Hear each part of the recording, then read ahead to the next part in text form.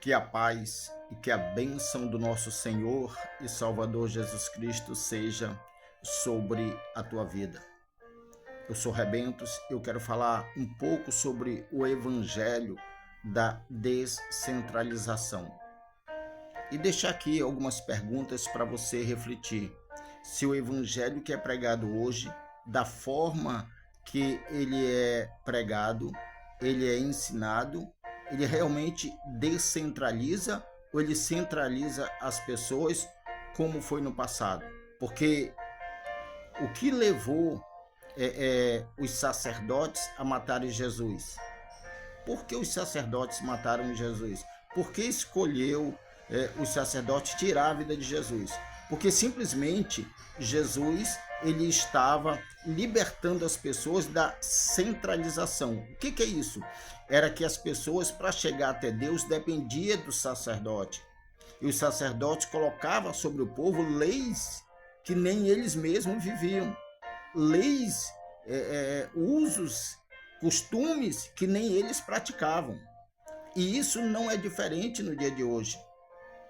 Talvez aonde você congregue, aonde você faz parte, impõe sobre você regras que nem o próprio líder consegue viver, consegue suportar.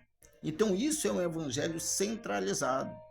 A outra coisa é que era usado elementos no passado para ter uma conexão com Deus. Hoje a gente vê os templos, a maioria deles usando elementos para chegar até Deus. Por isso que mataram Jesus, porque Jesus corta isso. Ele acaba com isso pela descentralização. Quando ele rasga o véu, ele está dizendo, não precisa mais vocês usarem um elemento para chegar até mim. Não precisa mais vocês matarem um animal para ter o perdão. Não precisa mais vocês dependerem de um homem para chegar até mim. Agora o acesso é direto. Mas há muitas igrejas, a maioria, quase todas, ainda vivem esse evangelho centralizado, onde faz com que o povo dependa da oração de um pastor, de um padre, enfim. Isso aí é escravidão. E Jesus, ele disse aos discípulos, olha, ide, pregai o evangelho a toda criatura. Ele não disse para que abrisse um templo e aprisionasse. Ele, em momento algum, Jesus, ele aprisionou ninguém. Tem tantas passagens que mostram que ele cura, que ele liberta, que ele leva a palavra da salvação, mas ele não estipula que a pessoa se limite a um templo, a uma placa, a um lugar, mas que vá, porque o evangelho da descentralização é ir e não aprisionar, é fazer com que você, ao se tornar a igreja de Cristo, você tenha liberdade para formar outras igrejas como Paulo formou. As igrejas que Paulo abriu não eram templos físicos parados, eram pessoas que eram salvas, libertas e que tinham um verdadeiro encontro com Deus, e essas pessoas praticavam o mesmo, e aí levava esse evangelho que trazia a libertação às pessoas, e elas não dependiam mais de nada centralizado. Talvez você diga, mas Paulo usou o lenço. Ele usou uma vez. Ele não ficou usando elementos para atrair pessoas. Aquilo ali foi um acaso, uma necessidade urgente para que aquela situação viesse ser socorrida e não se alimentou daquilo.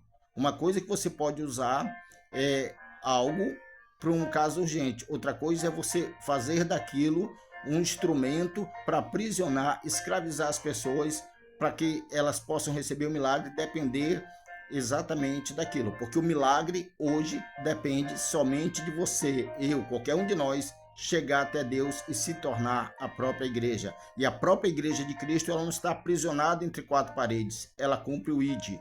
O ID. Evangelho da descentralização é o evangelho sem fronteira. Ele não está preso entre quatro paredes. Não está preso. Não deixe de congregar. O que é congregar? Se junte você a uma pessoa, a duas, a três, e você está congregando. Não importa o lugar, importa que você seja o verdadeiro adorador. E com relação a dízimos e ofertas, você pode abençoar a viúva, o órfão. Você está cumprindo aquilo que Deus deseja, que como igreja você abençoe o teu próximo, se tu a bênção. E se você tem interesse em saber mais sobre o Evangelho da Descentralização, se inscreva no meu canal e acompanhe aqui. Eu tenho um grupo, tá bom? Esse grupo se chama, é um grupo de WhatsApp, se chama Ministério Sem Fronteira, ou Ministério da Descentralização. Na próxima eu estarei falando, explicando para todos por que a guerra mundial tem a ver com a fronteira e aonde começa essa guerra, tá certo? Deus abençoe e que o Espírito Santo de Deus, com a sua Shefá, que são as bênçãos infinitas, seja derramada sobre a vida de todos no nome de Jesus. E você que já está no grupo do WhatsApp, você que está se inscrevendo no nosso canal, receba a da paz, a bênção e a Shefá de Deus sobre a tua vida, em nome de Jesus. Fica com Deus e até a próxima. Se gostou, comenta, compartilha, porque vamos levar esse evangelho à frente, para que todos alcancem a verdadeira libertação.